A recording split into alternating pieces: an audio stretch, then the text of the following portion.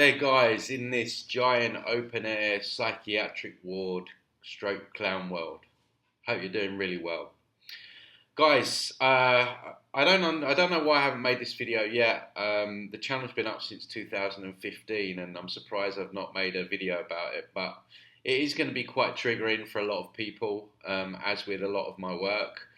So maybe that's why I haven't made this video yet. I had all the chakra thing to deal with back in the day, and so yeah, now feels like a good time to do this. But before I get into the content, if you're new around here, please consider subscribing, liking the video, sharing. All that stuff really helps me out. So yoga and meditation, as I say, it's going to be triggering for a lot of people, but let's put some meat on the bones first of all. Why is yoga not good? Well, first of all, it's super popular everywhere.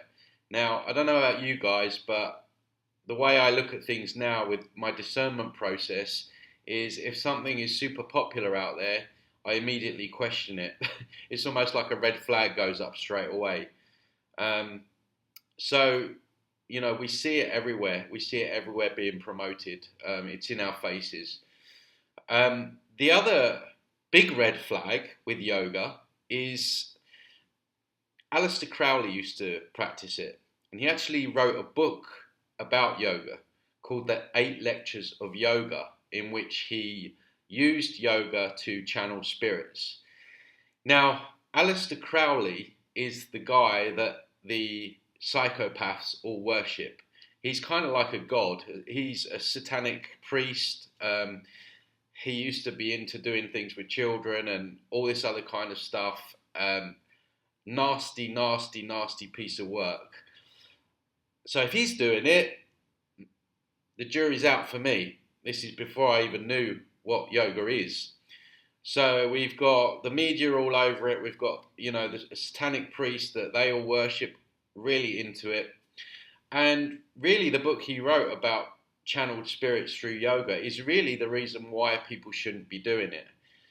When you do yoga, the poses that you make, maybe not all of them before people get in the comments, but a lot of the poses that you make, the archetypes of those poses literally open portals up to particular demons. So yoga stems from Hinduism, and we know that the gods that they worship, gods are like Shakti, Shiva, Ganesh.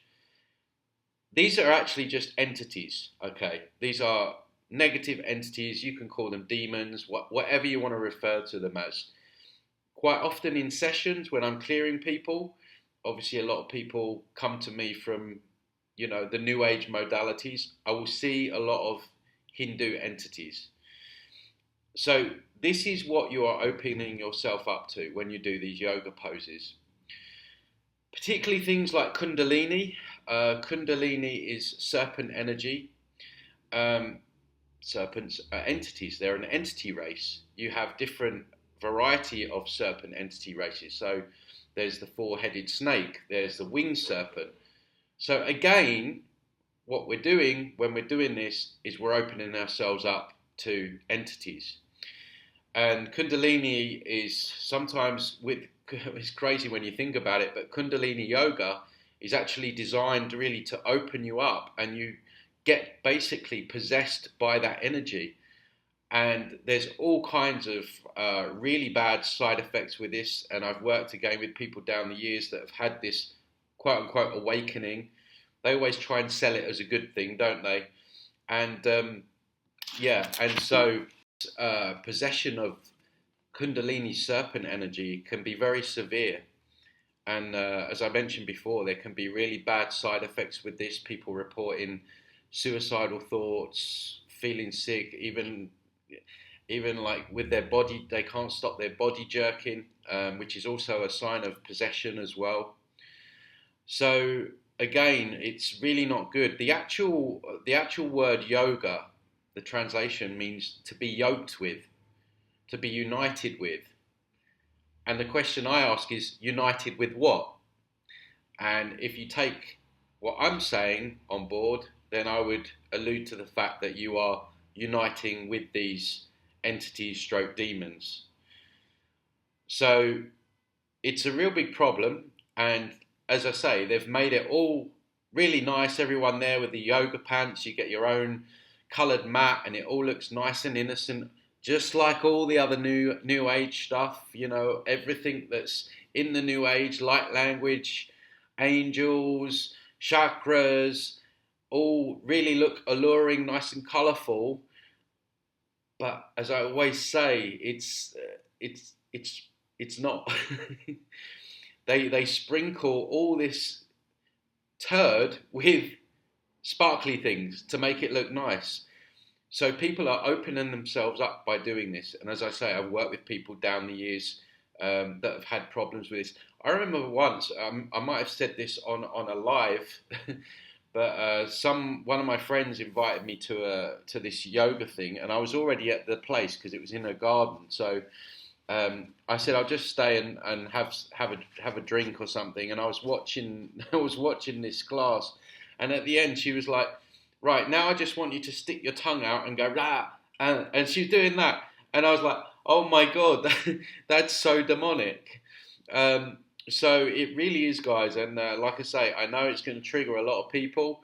There's nothing wrong with stretching, right? So by all means, stretch away. There is a lot of health benefits with stretching, right? You can stretch and you can not call stuff in, right? That's the difference. So that really is what I'd like to say about that. And just leading on to meditation from there. Again, meditation, it's sold as this great thing. I always say to people, if you're going inwards, connecting inwardly, then you're safe. The problem happens when we try and go outwards. You know, there's people, and I've been to these retreats. I went to a 7-day retreat, silent retreat. I hated every minute of it. It was like torture. And people were opening themselves up there. I couldn't do it. I don't know whether it's just like I didn't really want to be there. I was doing it with someone else, but yeah, it was crazy. And some of these people just were walking around like literally looking like they were possessed. And actually, I've spoke about this story before, whereby I worked. No, it was. I wasn't working there, but I knew a girl, and she was addicted, almost like a spiritual addiction to these meditation retreats, and she would go away weeks and weeks on end, and in the end, sad to say, that she ended up in a mental hospital. I don't know where she is or what happened to her. This was years and years ago. And of course, a lot of the time when people are meditating, they're trying to connect with God, angels, spirit guides. You know, as we know from the Soul Trap and from my work, who is God in this matrix? Who are we connecting to? We know angels are also entities, guides also are entities posing as guides. So this is a real big problem because people are meditating, they're trying to get out or connect to something outside of themselves. They don't really know what they're connected to, or they've taken the New Age Kool-Aid and they think they're connecting to all this BS. And again, they're opening themselves up. So I have so many stories about both yoga and meditation down the years. So there you go, guys. Let me know what you thought about this, what your thoughts are about yoga and meditation. I'd really love your feedback. Guys, if you want to get hold of me, check out my website, transcendingtimes.org, if you would like to work with me or anything like that. Don't forget to like, comment, and subscribe if you haven't already. And yeah, I'll see you on the next video. Thanks for watching, guys. Take care.